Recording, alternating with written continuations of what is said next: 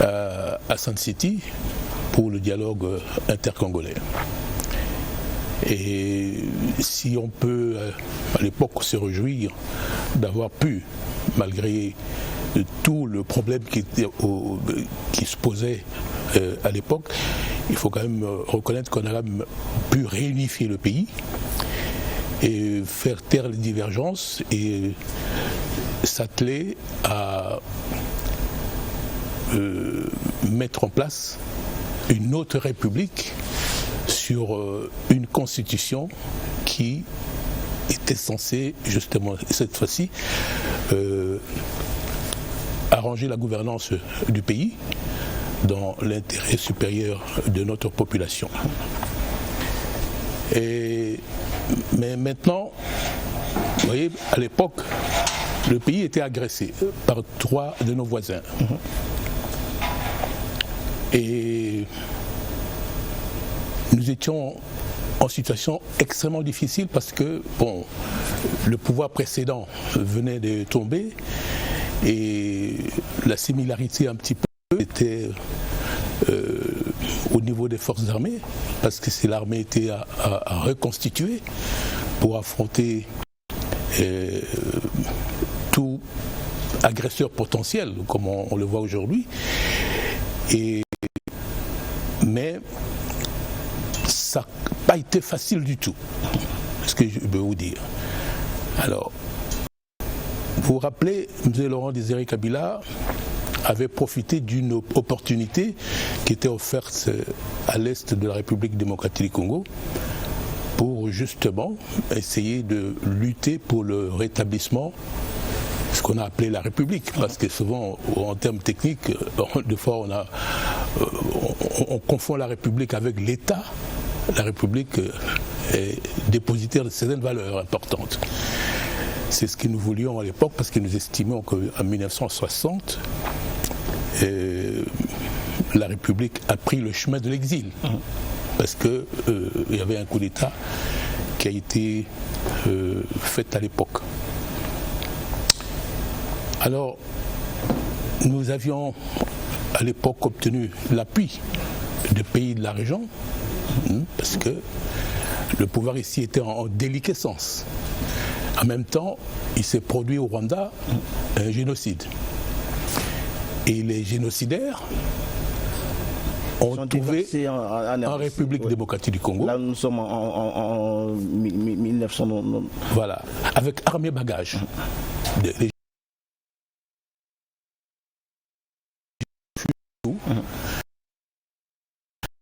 Mais aussi les forces armées rwandaises. Ça c'est l'histoire voilà. Lointaine de cette agression. Mais c'est pour vous montrer qu'il y a un lien avec l'actualité. La question maintenant, parce qu'on n'a pas...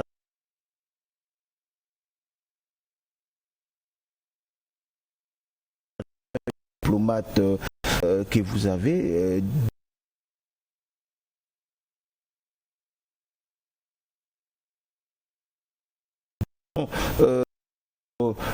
la paix en République démocratique du Congo, la paix, l'accord d'Addis Abeba, c'est vous l'avez négocié.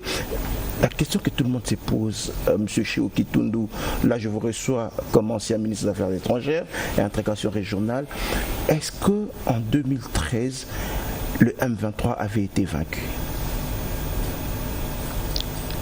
Je pense que oui quand même. Le M23 a été vaincu.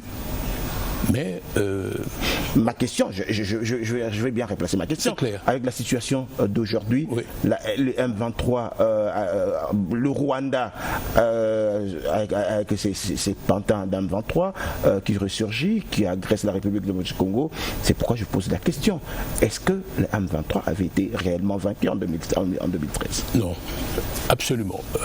À l'époque, d'ailleurs, on a vécu pendant un certain temps, il n'y avait plus le même M23, la normalité était rétablie. Mais ce qui se passe aujourd'hui, et c'est peut-être ça, parce que vous voulez qu'on parle de l'actualité,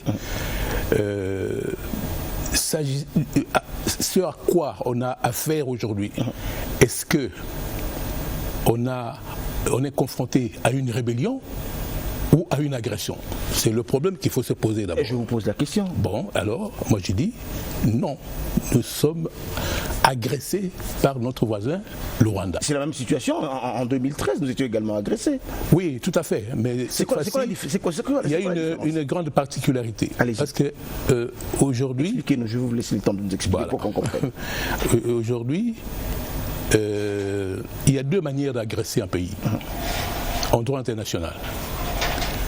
Soit une violation de l'intégrité territoriale directe par les troupes régulières d'un pays étranger, soit ce pays étranger, donc agresseur, utilise un subterfuge, c'est-à-dire armer les Congolais pour déstabiliser le pouvoir en place.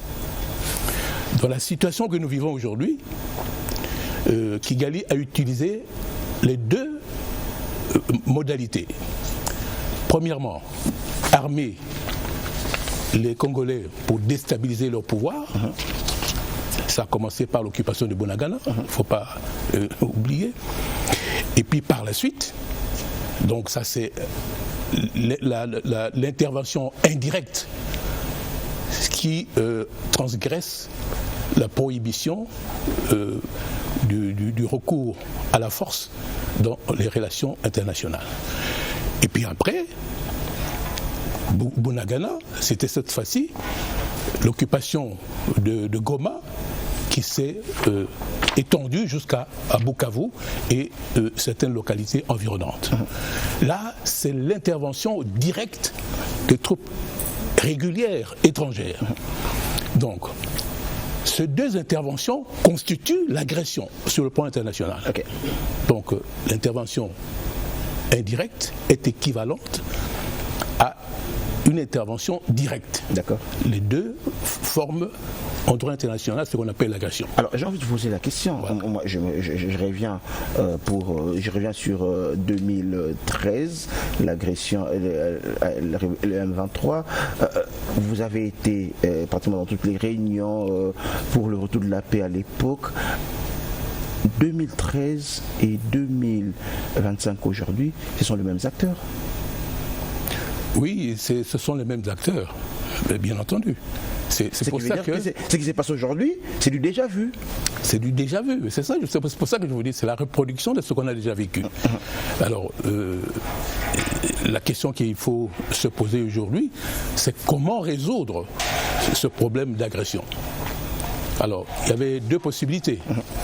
Soit une riposte militaire à l'agression, soit alors utiliser la voie diplomatique.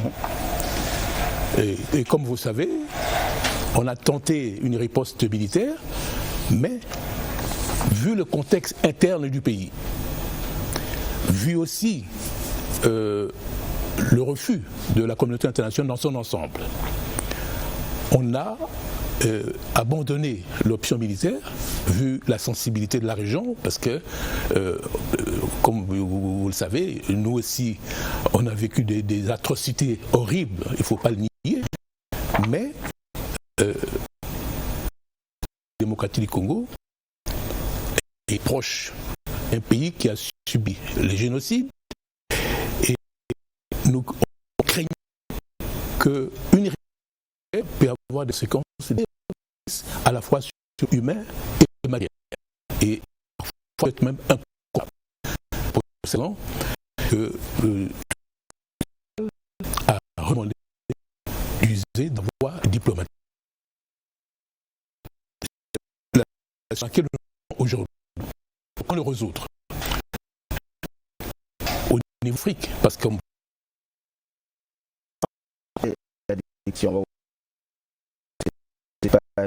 de la voie diplomatique, mais je voudrais d'abord qu'on parle de cette agression, qu'on parle d'abord de cette région, de ce qui se passe. D'abord, je suis en délire sur mes yeux, votre déclaration pratiquement du 23 mai dernier, où pratiquement vous condamnez cette agression sur tous les plans.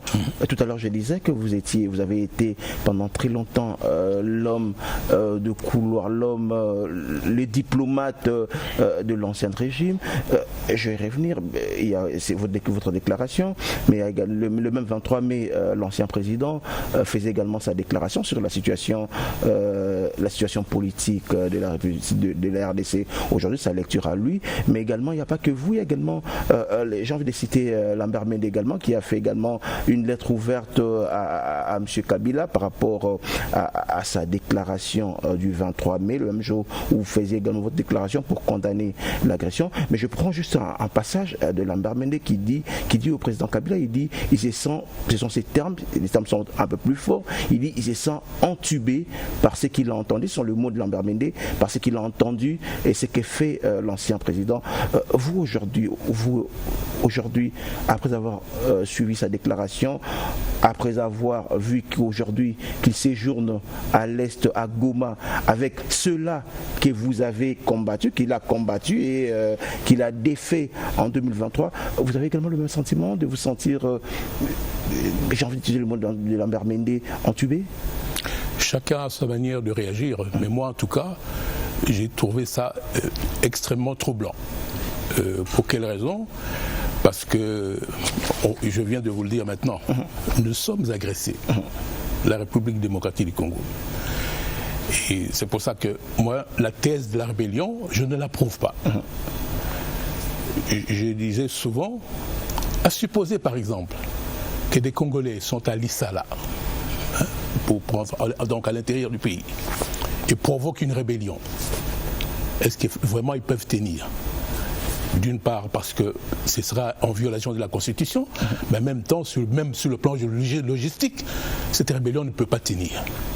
Si aujourd'hui, nous sommes confrontés à la situation de l'Est, aujourd'hui, c'est parce que ce qu'on appelle aujourd'hui rébellion à travers le M23 bénéficie d'une profondeur stratégique, c'est-à-dire le pays voisin qui... Le Rwanda.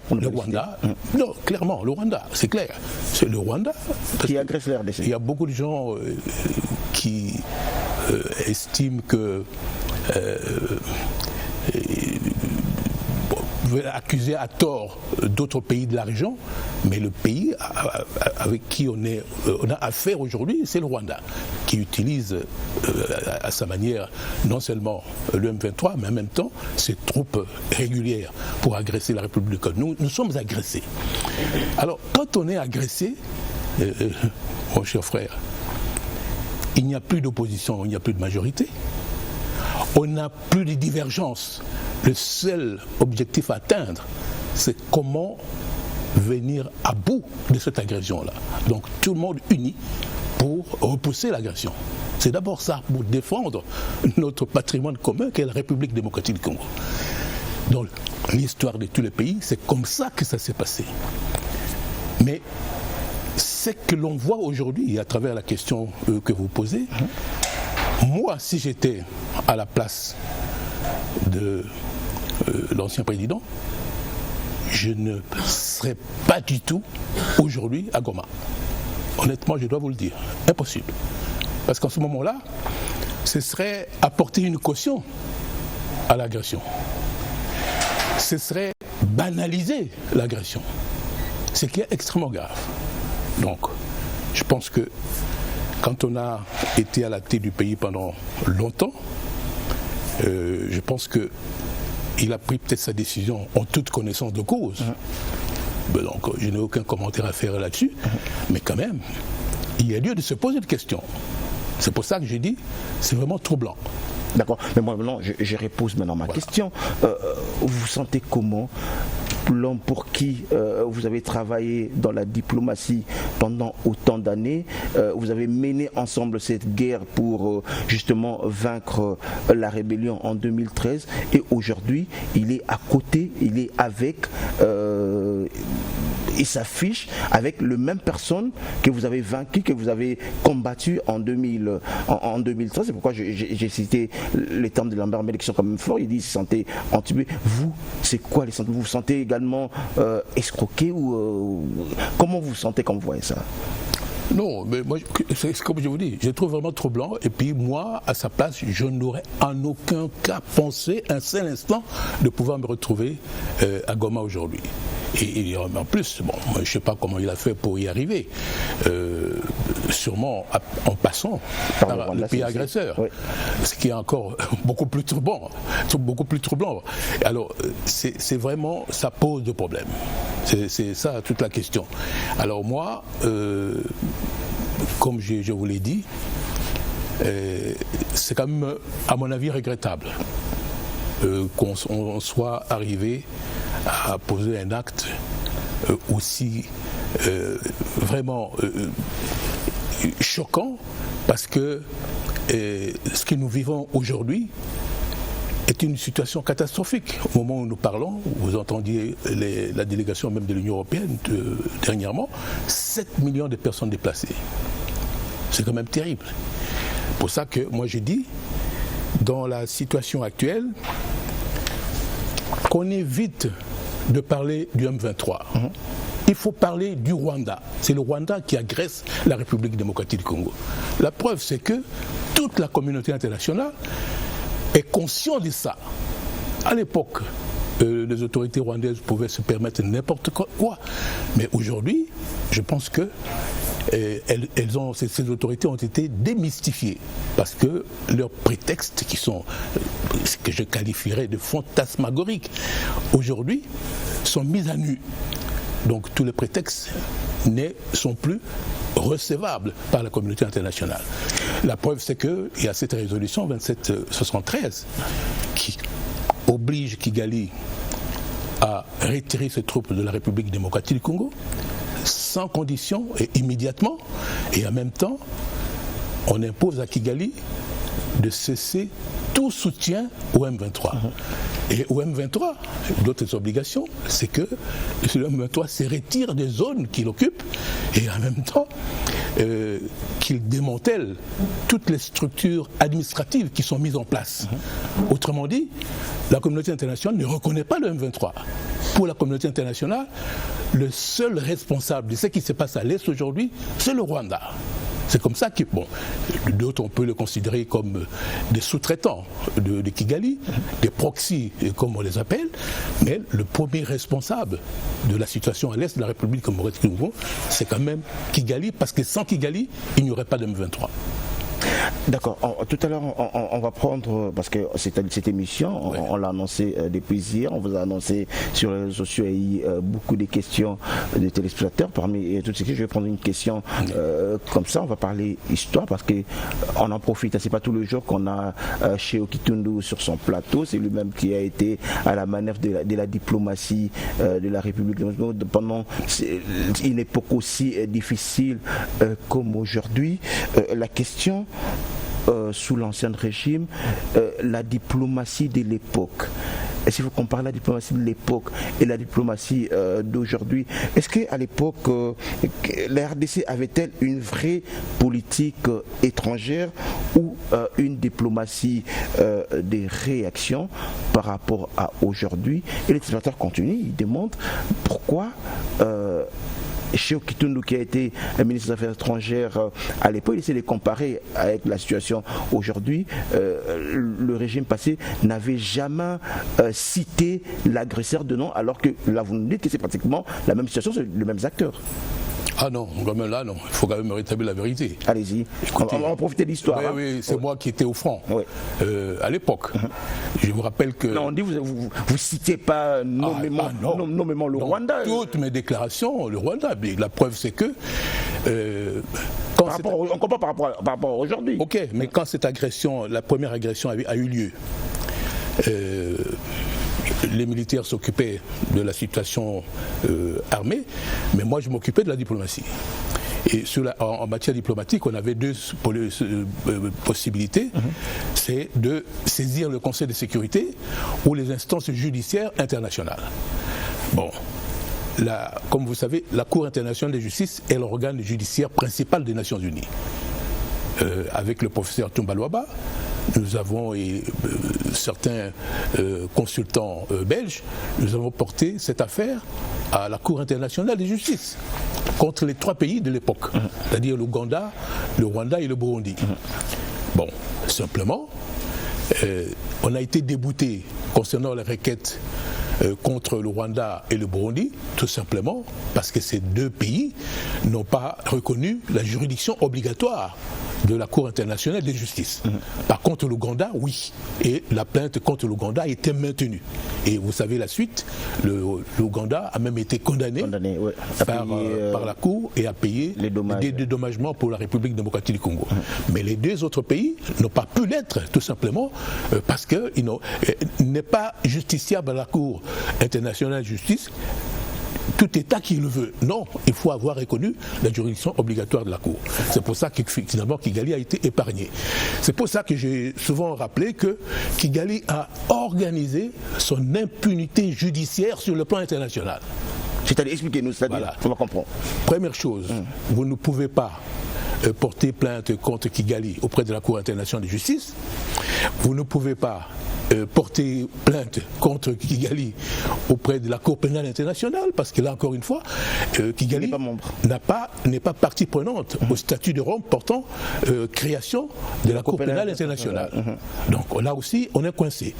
Alors, sauf, il y a une exception, le Conseil de sécurité, par contre, peut décider de poursuivre une personne qui dont l'État d'origine n'a pas ratifié le statut de Rome.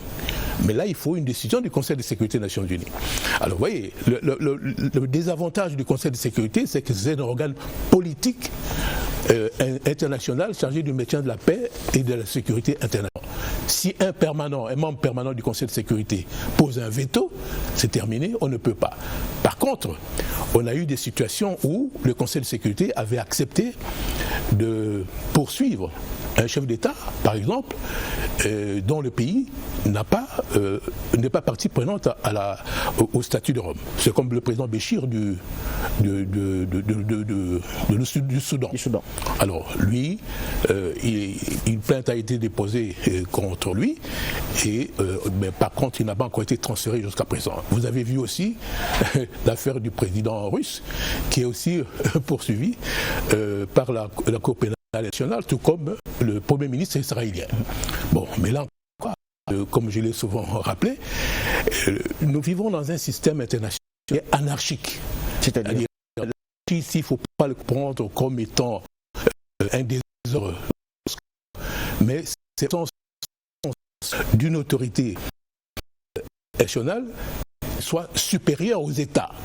Aujourd'hui, les États font ce qu'ils veulent, parce que nous vivons ce qu'on appelle un statocentrisme, c'est-à-dire c'est les rapports de force qui comptent. Ce sont les intérêts qui comptent. Voilà, les intérêts qui comptent. Donc si bien que Kigali bénéficie d'une impunité qui est délibérée, à dessein.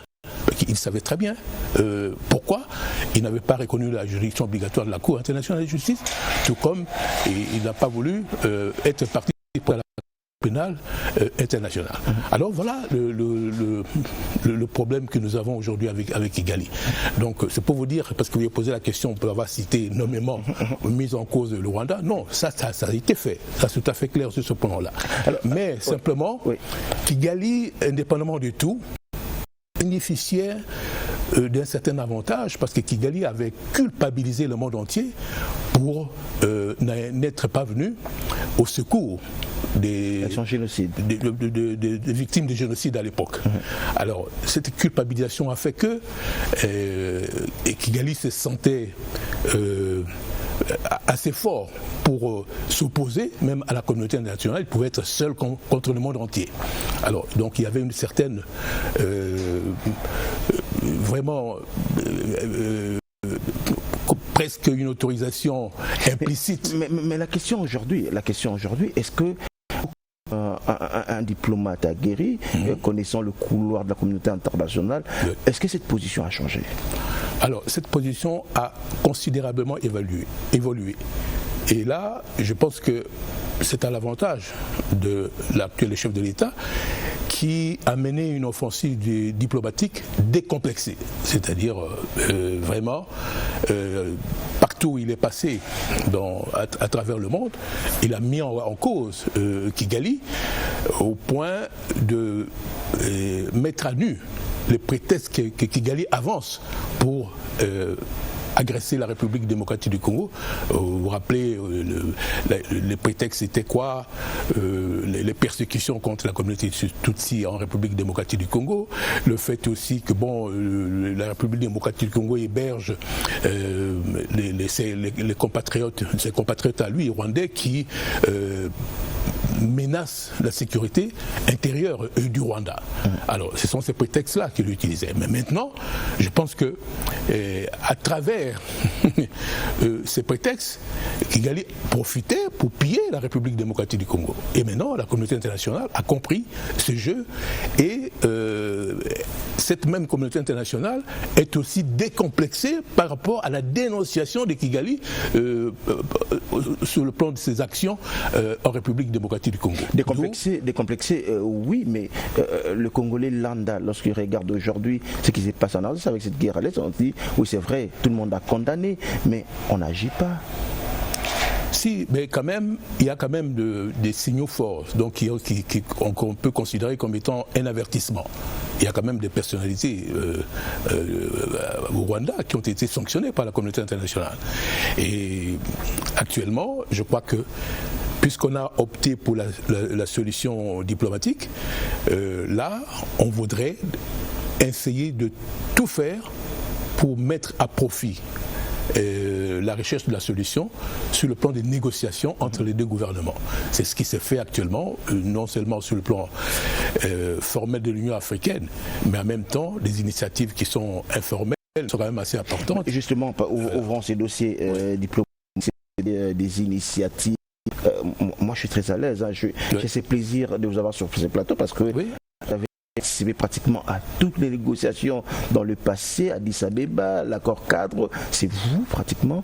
Et aujourd'hui, lorsque vous regardez la situation actuelle, les initiatives Nairobi, Luanda, Doha, États-Unis, est-ce qu'on peut dire aujourd'hui que Luanda, Nairobi a échoué et c'est Doha et Washington qui marchent?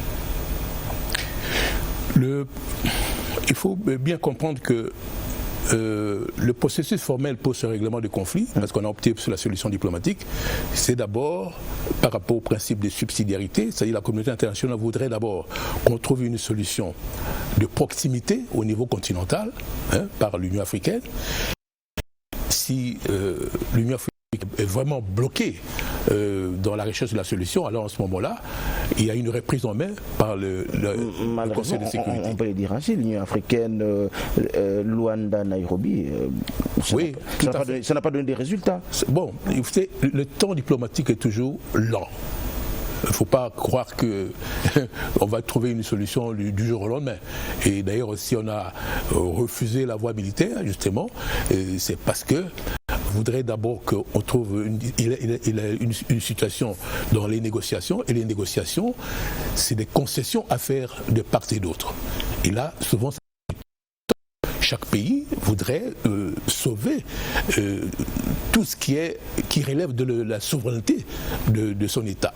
Et c'est pour ça que ça prend le plus long. Le temps diplomatique est souvent très lent, mais il ne faut pas désespérer.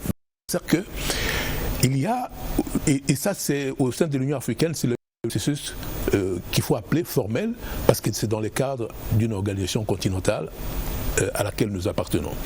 Bon, mais maintenant, il y a d'autres initiatives qui sont tout à fait informelles, comme celle de Doha.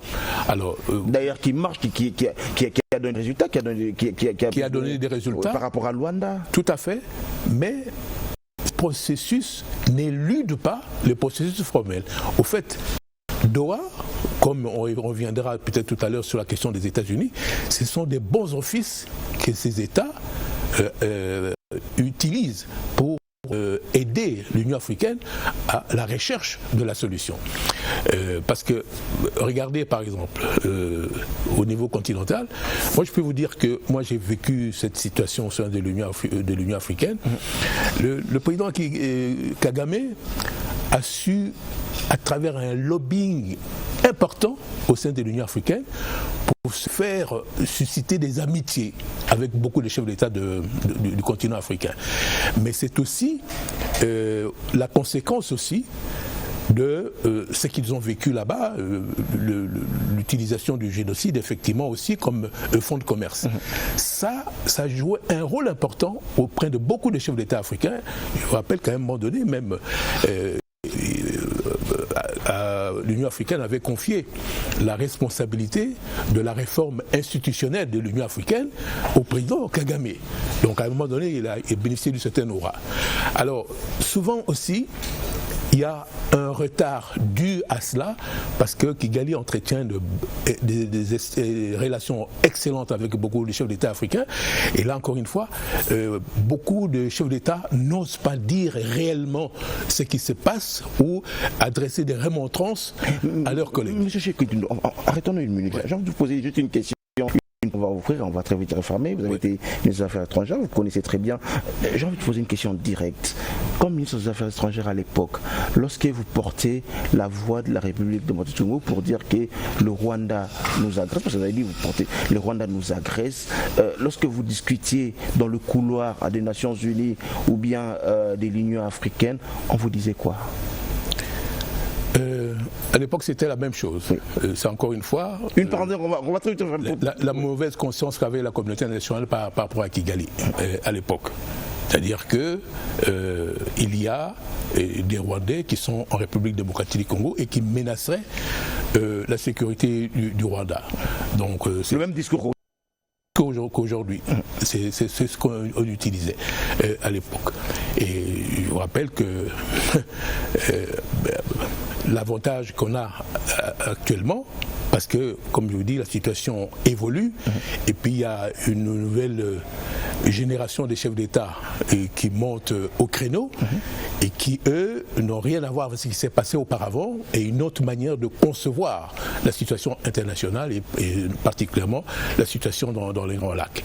Donc, à notre époque, on ne pouvait pas, d'une part, d'ailleurs, il faut quand même le reconnaître, et regardez même la résolution 2773, on ne parle pas d'agression, on dit simplement, on demande à Kigali de retirer ses troupes. Le mot agression ne sort pas, parce que le mot agression a des conséquences. Si on dit que, par exemple le Conseil de sécurité parle d'agression, en ce moment-là, il faut en tirer les conséquences. C'est-à-dire, il faut utiliser la voie la plus forte, c'est par exemple la contrainte pour obliger cet État à se retirer du territoire où se trouvent ces troupes régulières. Alors, on parlait à notre époque des troupes non invitées. On ne voulait pas parler des agresseurs. Mais aujourd'hui, on parle de l'agression. Mais le Conseil de sécurité a utilisé même le terme agression. Non, le Conseil de sécurité dans la résolution, non. Je dois vous le dire. Parce que vous savez, cette résolution a été adoptée à l'unanimité. Donc les 5 permanents et les 10 autres non permanents. Mais le mot agression n'est pas sorti. Par contre, c'est implicite. Dès lors qu'on dit à un pays de retirer ses troupes de la République démocratique du Congo, bon, écoutez, dès lors que vous avez franchi la frontière, l'agression est déjà accomplie. Je l'ai dit tout à l'heure, au sens de la Charte des Nations Unies, il y a l'interdiction du recours à la force dans les relations internationales. Et cette interdiction est impérative. Vous ne pouvez pas enfreindre cette obligation-là. Bon, mais la situation que nous vivons aujourd'hui, c'est que pour la première fois, on a cité le Rwanda dans la résolution. Vous voyez ?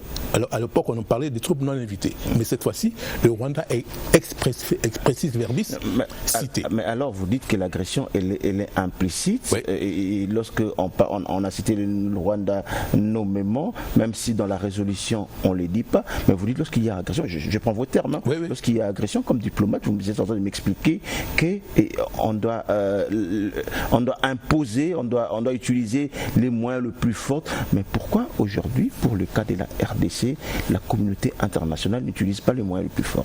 Alors, c'est encore une fois la question.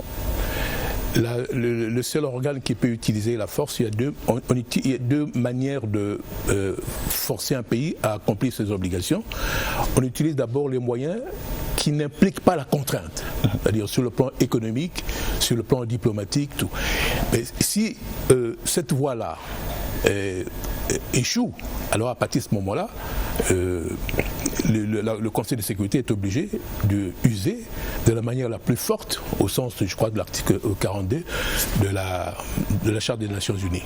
C'est là toute la question, mais encore une fois, comme je vous dis, le désavantage du Conseil de sécurité des Nations Unies, c'est justement le fait que c'était un organe politique, et d'ailleurs pour obtenir l'adoption à l'unanimité de cette résolution, il y a eu des marchandages terribles, déjà. Donc, il y a eu un progrès parce que le Rwanda a été nommément cité, mais on n'est pas allé jusqu'à reconnaître formellement qu'il y a agression.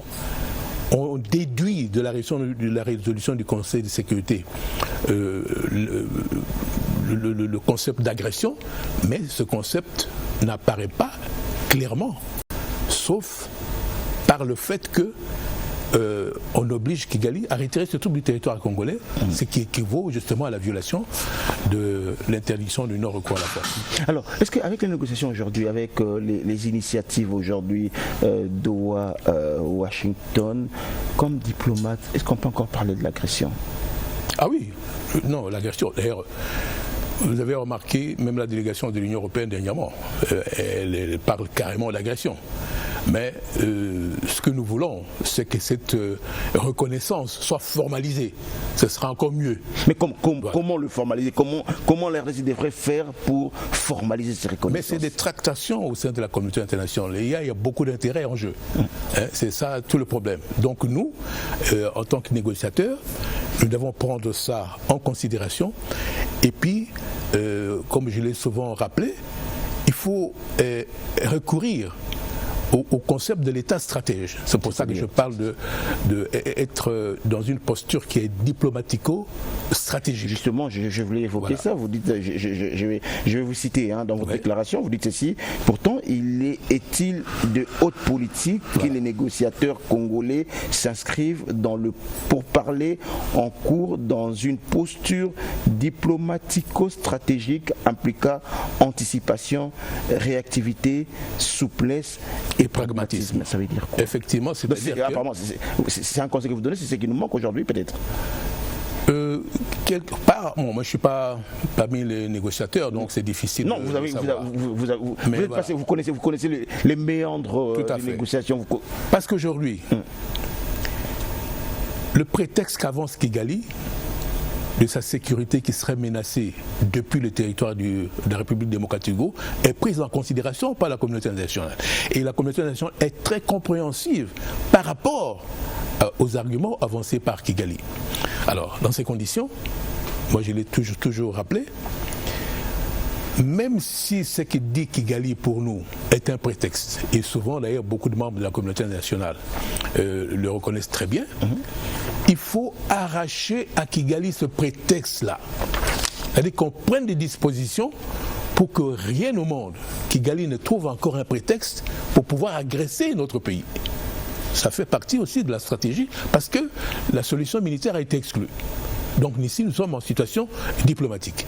Par conséquent, il faut qu'on regarde très bien, qu'on analyse très bien quel est ce prétexte pour la communauté internationale.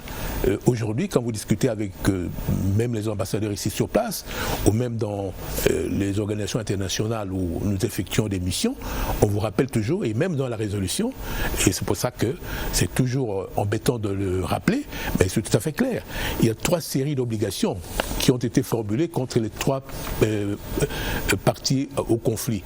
D'une part, le Rwanda, retirer ses troupes sans condition, cesser toute aide au M23. Au M23, c'est retirer des zones qu'il occupe, démanteler les zones administratives qu'il a mises en place. Et pour la République démocratique du Congo, tout faire pour neutraliser les fameux FDLR, donc les Rwandais, que Kigali accuse de menacer sa sécurité depuis le territoire congolais. Alors, c'est pour ça que moi, je l'ai souvent rappelé, franchement, ça ne plaît peut-être pas à beaucoup de monde. Mais moi, je pense que sur cette question-là, il faut prendre une décision radicale. C'est pour ça que je dis, nous devons montrer patte blanche face à la communauté internationale pour qu'on fasse entendre notre voix, parce qu'il y a déjà un progrès sur la démystification de Kigali à travers la diplomatie offensive du président de la République. Mais il ne faut pas qu'on s'arrête là, il faut qu'on aille jusqu'au bout pour montrer que non, actuellement, Kigali ne saurait en aucun cas être menacé depuis le territoire de la République démocratique du Congo. Ce sont des engagements qu'il faut faire, mais aussi des gestes forts qu'il faut prendre pour finalement rassurer la communauté internationale. Pour quelle raison? Ce n'est pas simplement rassurer Kigali, c'est rassurer ceux qui sont réceptifs aux arguments avancés par Kigali, parce que nous avons opté pour la solution diplomatique. Donc si nous voulons l'appui diplomatique, il faut qu'avec la communauté diplomatique, on parle le même langage. Parce que si on ne parle pas le même langage, alors en ce moment-là, on place Kigali en phase avec la communauté internationale qui n'acceptera pas du tout de lui faire pression pour retirer ses troupes. C'est l'objet, à mon avis, des discussions actuellement. À mon avis, je ne suis pas là-bas. Bon, à Doha, il faut bien comprendre. Doha, aujourd'hui, ce sont... Mais avant qu'on parle Doha et Washington, on va parler Doha. Avant qu'on parle Doha et Washington, j'aimerais, tout à l'heure, vous parliez de la voix de Kigali, les prétextes qu'utilise Kigali, et depuis toujours, Kigali, avec son président, disait toujours que c'est pas une agression, c'est une guerre congolais. On a suivi le gouverneur nommé par la rébellion qui dit que l'ancien président est une caution pour eux, pour ce qui se passe à l'Est, et ils ne partiront pas. On a suivi sur les réseaux sociaux le discours de l'ancien président sud-africain Thabo Mbeki, qui a donné pratiquement sa position. Est-ce qu'aujourd'hui, avec ce que fait l'ancien président, je voudrais revenir sur ça, est-ce que ce n'est pas détruire carrément les efforts diplomatiques que fait le président Tshisekedi et la RDC? C'est pas donner du béquille pratiquement à nos agresseurs? Vraiment, c'est le cas, c'est pour ça que c'est troublant. Parce que pour Kigali, la crise à l'Est, c'est une crise interne. Kigali ne veut pas reconnaître d'être agresseur. Pour Kigali, c'est un conflit interne. Kigali veut internaliser le conflit, c'est congoliser le conflit, ce qui n'est pas vrai. Parce que moi, je ne vois pas du tout le conflit sur le plan interne. Et s'il y a conflit sur le plan interne, laissez les Congolais eux-mêmes trouver la solution à leurs problèmes. Est-ce que c'est une justification de l'ingérence de Kigali dans les affaires de la République démocratique du Congo? Là, encore une fois, c'est une violation du droit international, notamment de la charte internationale, la charte des Nations Unies. Donc ce n'est pas vrai. C'est pour cette raison que il y a deux manières de voir.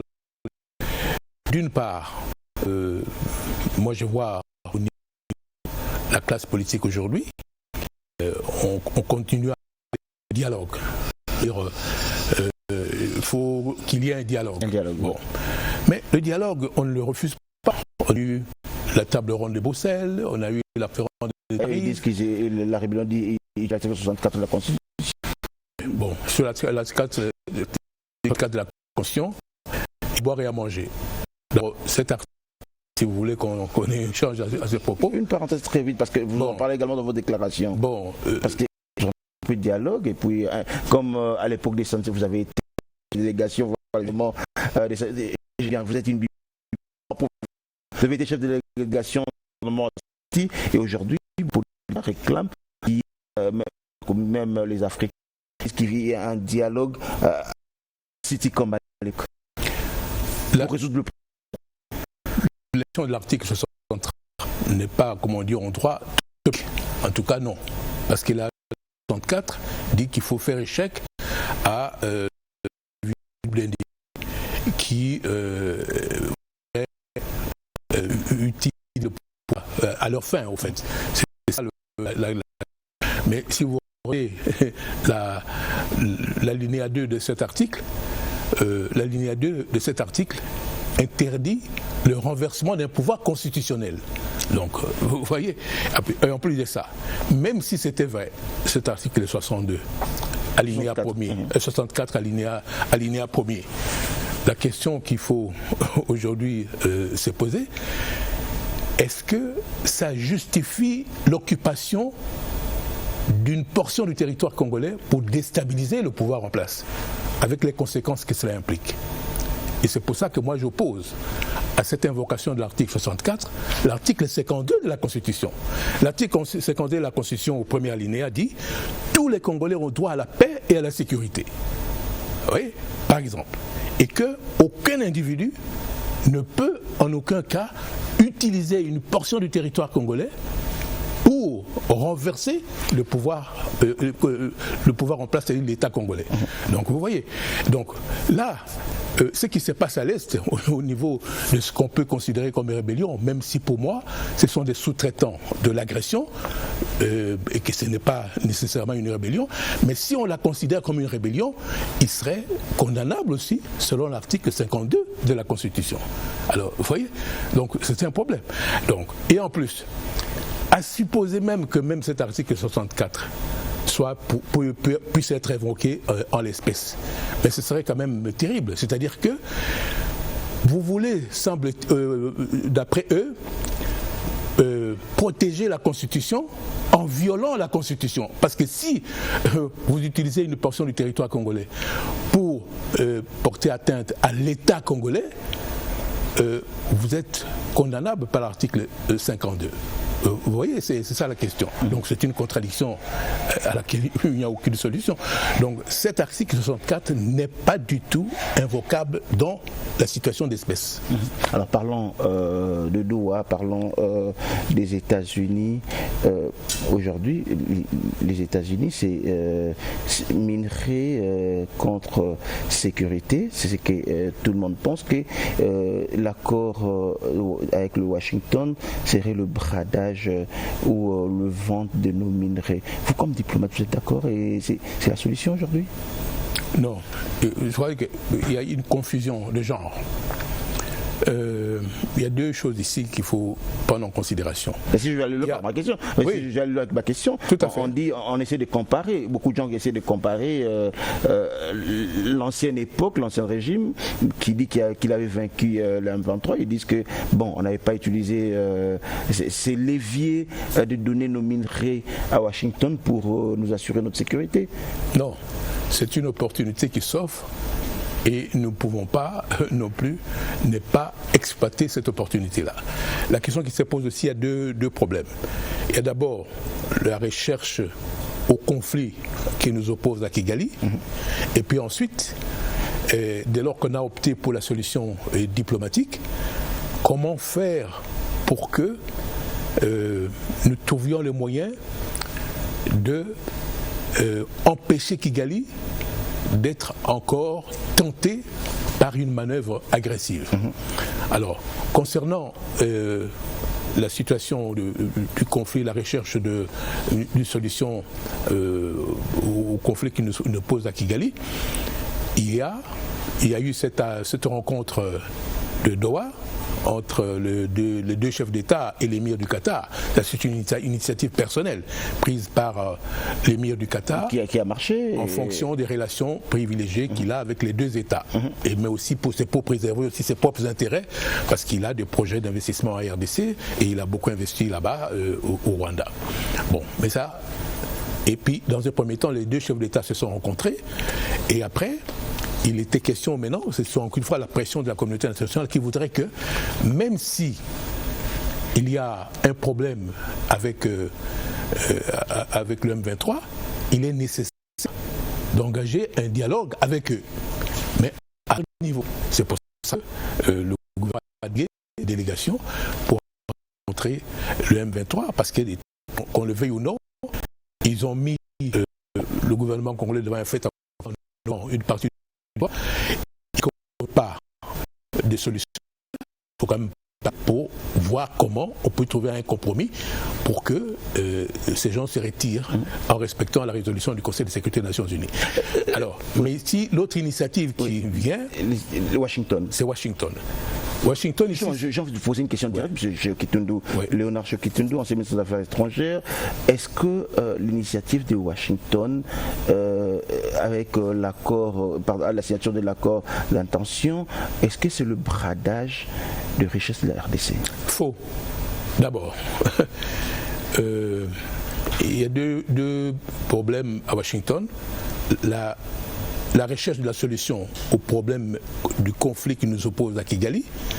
Et après, il y a une proposition d'instaurer un partenariat stratégique avec les États-Unis pour la coopération sur le plan économique. Ouais, mais cette coopération peut avoir une influence sur la sécurité de la République démocratique du Congo. De quelle manière? C'est que vous savez que tous les pays du monde aujourd'hui comptent pour la création des emplois ou même pour le développement, ils comptent sur les investissements directs étrangers, les capitaux directs étrangers qui viennent de l'extérieur. Parce que nous ici, l'épargne n'est pas suffisante et avec notre budget aujourd'hui, comme vous voyez, ce budget que nous adoptons annuellement, aujourd'hui je crois qu'on en est à 16 milliards, ce budget ne nous permet pas du tout de résoudre les gros problèmes auxquels la population est confrontée. Par conséquent, puisque le Congo regorge énormément d'opportunités d'investissement et que nous-mêmes ici, nous n'avons pas encore l'expertise pour exploiter ces ressources minières en particulier, nous sommes dans l'obligation d'appeler ceux qui ont et l'expertise et les moyens pour pouvoir les exploiter. Pour quelles raisons? Cette exploitation est génératrice d'abord des emplois et en même temps des richesses et en même temps conforte le budget de l'État pour nous permettre de résoudre les gros problèmes auxquels le pays est confronté. La Chine, la République populaire de Chine aujourd'hui, c'est un pays communiste. Mais qui a fait de la Chine aujourd'hui au point de devenir la deuxième puissance économique du monde? Mais ce sont les capitaux occidentaux qui ont fait de la Chine ce qu'elle est aujourd'hui. Mais nous avons une situation un peu particulière. Oui. Après la signature de cet accord d'intention de Washington, ministre des Affaires étrangères, il y a une phrase qui est sortie justement de cet accord où on dit gestion de nos parcs, de nos richesses, et c'est là où tout le monde se pose la question. Non, mon frère, ça, ce n'est pas encore un accord. Est-ce qu'on n'est pas revenu de la question maintenant? Oui. C'est comme si Washington nous ramène à ce que disait Sarkozy à l'époque, lorsqu'il est venu ici à Kinshasa, au Parlement. Sarkozy a dit qu'il faudrait qu'on puisse partager le richesse, ça serait la solution. Il faut rassurer les compatriotes. Qu'on le veuille ou non, on ne va pas déplacer le Rwanda. Nous sommes avec le Rwanda au CPGL. Vous savez ça. On est avec le Rwanda à la CEAC. On est avec le Rwanda au COMESA. On est avec le Rwanda à l'EAC aujourd'hui. Ce sont des organisations à caractère substantiellement économique. L'intégration africaine ou régionale. Pour arriver à l'Union africaine. C'est pour ça qu'il y a même la ZLECAf. Donc, de toutes les manières, qu'on le veuille ou non, on sera à un moment donné obligé de coopérer avec le Rwanda à travers le rétablissement diplomatique qui sont en cours. C'est ça qu'il faut bien comprendre. Donc ici, ce qui a été fait, cette déclaration de principe, c'est comme des termes de référence. Mais ce n'est pas encore l'accord de paix. Mais déjà de la terme de référence, parce qu'on dit que non, gestion commune de parcs. Non, mon cher, je crois que même le ministre, votre ministre l'avait rappelé l'autre fois, j'ai entendu. Le premier principe, c'était quoi? C'est la défense de la souveraineté nationale de la République démocratique du Congo et même de l'intégrité territoriale. C'est-à-dire que rien ne peut se faire qui puisse porter atteinte à la souveraineté de notre pays. Mais la coopération, elle est là. C'est dans le cadre de partenariat, encore une fois, mutuellement bénéfique. C'est tout ça. Je vais vous donner un exemple. Aujourd'hui, il peut y avoir, par exemple au niveau de parcs, il y a, quand il y a le conflit, il y a des rhinocéros, semble-t-il, de la République démocratique du Congo qui traversent. Ouais. Alors, ça, c'est vrai. Qui vont au Rwanda. Comment vous allez faire? Hein? Et d'ailleurs, quand la paix est rétablie, ces rhinocéros reviennent, n'est-ce pas, encore en République démocratique du Congo. Qu'est-ce qu'on fait? Nous devons nécessairement trouver un compromis avec Kigali pour gérer cette affaire. Alors, mais gérer cette affaire ne veut pas dire dans l'intérêt du Rwanda, non, dans l'intérêt mutuel du Rwanda et de la République démocratique du Congo. Et nous n'allons pas brader nos intérêts. Mais écoutez, ça c'est minimiser quand même les négociateurs. Il faut quand même avoir confiance à vos négociateurs. Et le principe a été très bien défini. La souveraineté de notre pays doit être strictement sauvegardée, tout comme l'intégrité de notre territoire. Mais aujourd'hui, ce que vous devez savoir, c'est que c'est d'abord une déclaration de principes qui sont des termes de référence sur lesquels les négociateurs vont se baser pour cette fois-ci élaborer un avant-projet d'accord. C'est ce qui est en train de se faire aujourd'hui. Alors, vous verrez, après, on verra, et tout se fait dans la transparence. Parce que le processus de négociation ici, rien n'obligeait les négociateurs à publier cette déclaration de principe. C'est la première fois que l'on voit ça. C'est pour justement rassurer tout le monde. Voilà les principes tels qu'ils sont définis. Et c'est sur la base de ces principes que nous allons élaborer l'avant-projet. Et quand on va élaborer l'avant-projet, c'est sur la base des préoccupations déclinées par chaque délégation. Et on va mettre ensemble pour trouver un compromis sur l'égide américaine. C'est ce qui s'est fait. Il nous reste 7 minutes, 8 minutes exactement. On va prendre les questions des téléspectateurs sans se rendre compte. On a pratiquement fait 1h20 minutes. On va prendre les questions des téléspectateurs. On va terminer cette émission par là. Donc justement, ce sont les questions des téléspectateurs.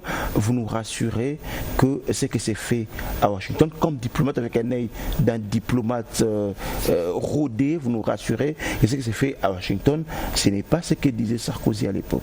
Non, parce que ici dans l'opinion, moi je vois la population et j'écoute. La population croit que nous allons faire un troc. C'est-à-dire, nous prenons nos minerais et nous donnons aux États-Unis pour que les États-Unis nous protègent. Non, c'est pas ça. Pas du tout. C'est attirer les entreprises américaines qui ont les moyens et l'expertise pour pouvoir exploiter nos richesses que nous ne pouvons pas exploiter nous-mêmes afin de créer des emplois et des richesses dans l'intérêt de notre population. Il y a beaucoup de chômeurs actuellement et c'est ce qui nécessite, et d'ailleurs dans la conclusion de cet accord sur ce plan-là, il doit y avoir une clause aussi de transfert de technologie parce que nous ne nous abandonnions pas du tout aux étrangers pour la suite. C'est ce qu'ont fait les Chinois. Les Chinois par exemple, quand ils ont accepté que les Occidentaux viennent installer leurs entreprises là-bas, ils ont posé comme condition le transfert de ces technologies pour que les Chinois eux-mêmes se prennent en charge. C'est ça aussi notre problème. Et là, ça implique aussi, je dis en passant, qu'on mette l'accent sur l'Institut national de la préparation professionnelle. INPP. C'est très important parce que ça va de la nécessité effectivement de favoriser l'attractivité des entreprises qui sont en quête d'opportunités d'investissement, parce qu'il faut que ces entreprises trouvent une main d'œuvre qualifiée sur place. Justement, on va voir le carton. On est déjà dans les questions des téléspectateurs. On va terminer par tout à l'heure du contrat chinois. À l'époque, vous étiez ministre des Affaires étrangères. Lors de cette négociation du contrat chinois, il y a une question qui est revenue sur ces contrats chinois. 3,5 milliards à l'époque négociés.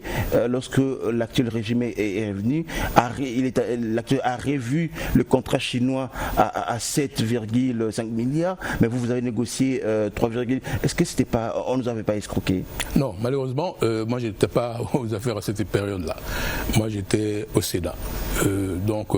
Pendant les 2 législatures depuis 2007, moi j'étais au Sénat.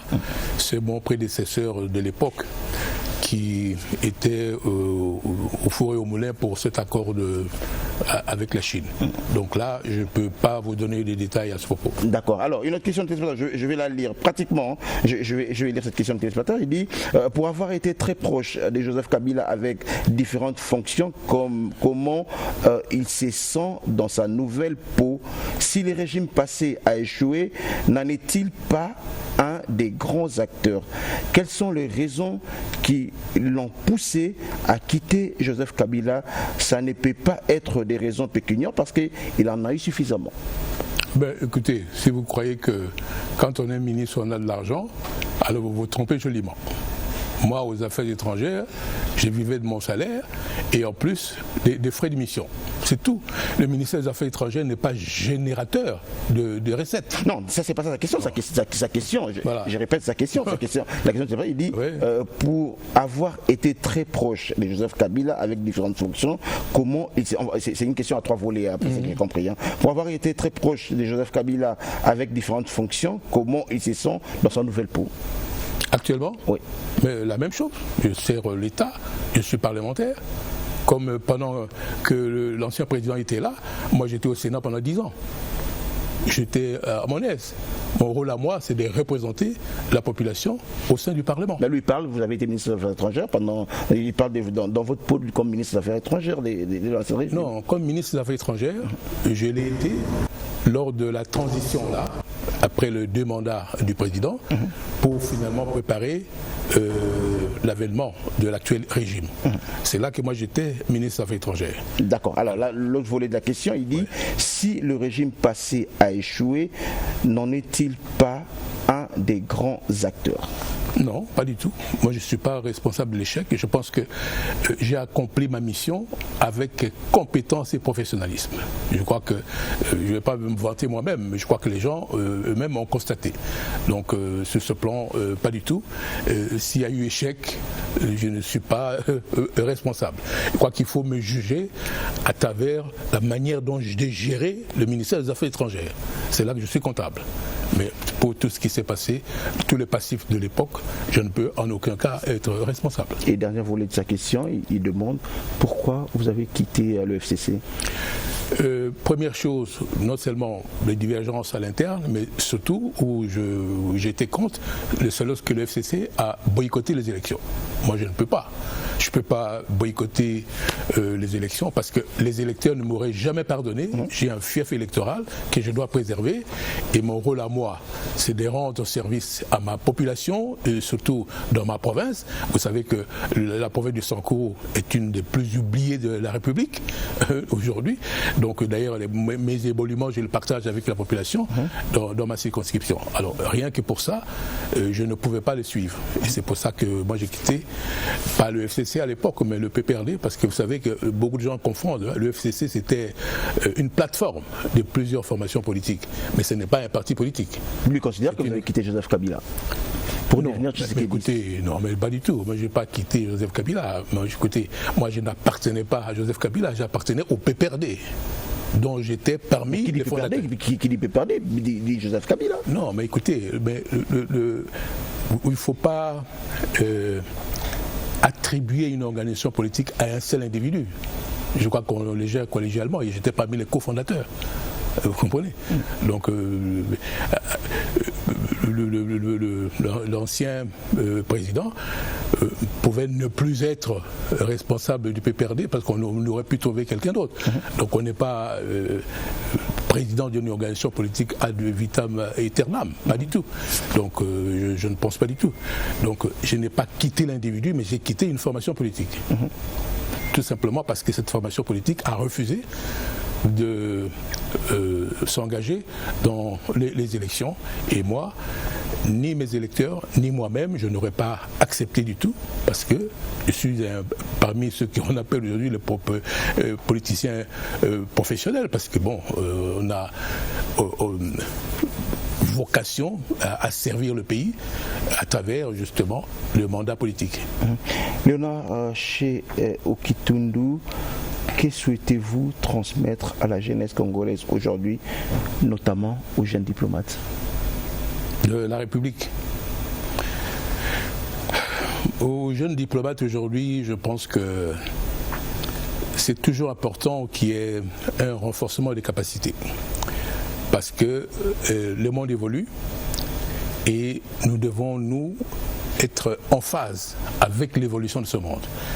Et comme vous savez, les grands piliers de la République, il y a des ministères importants, c'est quand même les affaires étrangères, c'est la défense nationale et le ministère surtout de l'économie. Donc la diplomatie est un pilier important pour le développement du pays, mais pour ça, il faut disposer d'une expertise qui vous permet justement de défendre le pays à l'extérieur.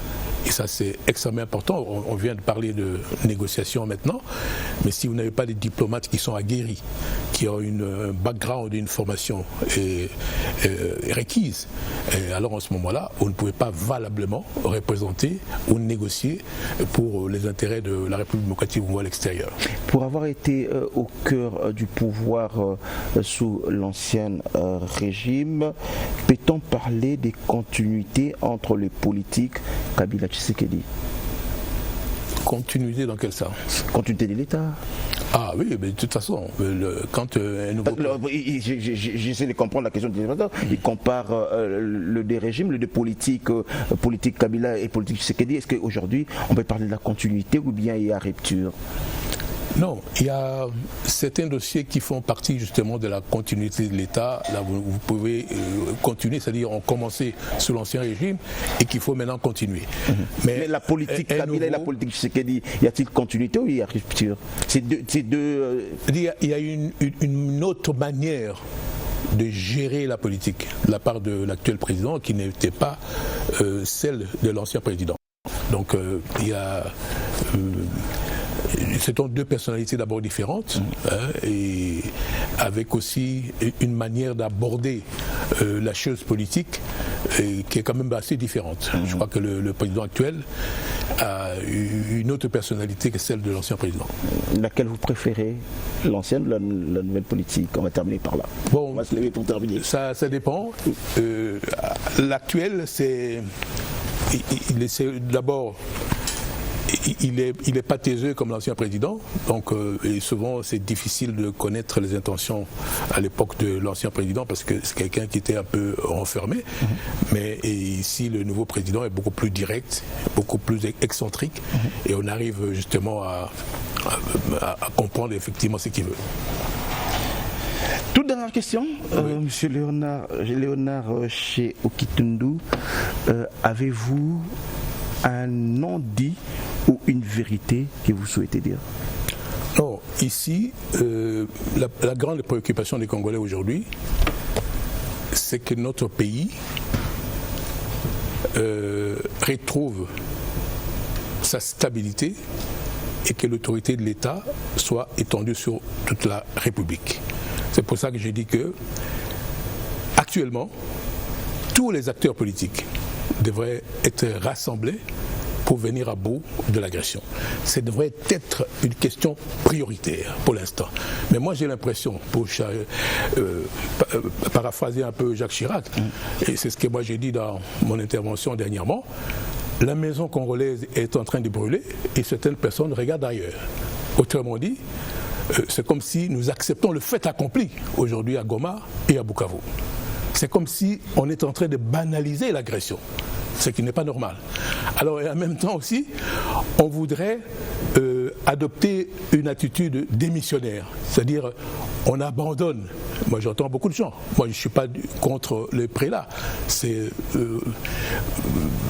ils ont leurs initiatives, d'accord, mais les prélats ne peuvent pas remplacer les acteurs politiques. Alors ce qui se passe actuellement, j'ai plutôt l'impression comme s'il y a une faillite de la classe politique, parce que celle-ci ne veut pas prendre ses responsabilités, alors que la maison congolaise est en train de brûler. Aujourd'hui, s'il n'y avait pas de pression sur le plan international, moi je ne sais pas ce qu'on serait devenu aujourd'hui. C'est pour ça que, quelles que soient nos divergences, voyons l'intérêt supérieur de la République démocratique du Congo d'abord, et puis tout le reste viendra après. On pourra trouver un compromis sur le plan interne. Mais aujourd'hui, Il n'y a pas de rébellion, c'est une agression. Et je vous ai fait la démonstration tout à l'heure sur le plan du droit international et même sur le plan diplomatique. C'est une agression qui est faite par une intervention directe et une intervention indirecte. Par conséquent, il y a des troupes étrangères sur notre pays. Sans ces troupes étrangères, il n'y aurait pas ce qu'on appelle aujourd'hui des rébellions qui sont des sous-traitants. Et par conséquent, nous devrions tous être unis pour affronter ce qui constitue le mal absolu, c'est l'agression dont la République démocratique du Congo est l'objet. Monsieur Léonard Okindou, je rappelle que vous êtes député national, vous avez été plusieurs fois sénateur, ministre des Affaires étrangères, ministre des Droits humains. Merci d'être venu. Je vous en prie. Mais je ne me pardonnerai pas si je ne vous posais pas cette question. On revient toujours sur ces discours du 23 mai de l'ancien président qui a brossé à sa manière la situation actuelle de la République démocratique du Congo. Avait-il raison ou il a tort? Non. Mais ce qui est important ici, vous savez, la liberté d'expression est reconnue à tout le monde. Donc moi, je n'attache pas une grande importance à son discours. Par contre, c'est la présence à Goma qui me gêne. Mais ce n'est pas le discours. Oui, parce que bon, surtout quand on s'inscrit dans l'opposition. Alors, évidemment, on peut dire tout ce qu'on veut quand on est dans l'opposition. Mais la présence à Goma, là, ça prend un autre problème, parce que là, ce serait comme une certaine caution à l'agression, ce qui, du point même du vue de la communication, du point même de la perception, ça nous effectivement nous trouble. C'est plutôt sur ce plan qu'il faut voir, mais pas la déclaration. Donc on peut dire aujourd'hui, on peut donner raison à Félix Tshisekedi qui disait que la M23 de l'AFC, c'est Joseph Kabila, avec sa présence à Goma. Ah, ça, je ne peux pas le dire. Mais moi, je constate simplement qu'il est à Goma, c'est sa présence est à Goma. Mais dès lors, à établir un lien de cause à effet entre le fait qu'il soit commanditaire de l'agression ou pas, je ne sais pas. Est-ce que c'est une opportunité qu'il exploite? Je ne sais pas. Là, à cette question-là, je ne peux pas vous répondre. Mais la simple présence à Goma, à mon avis, ça me gêne. Mais vous savez, c'est un ancien chef d'État. Je crois qu'il a pris ses décisions en âme et conscience, en toute autonomie.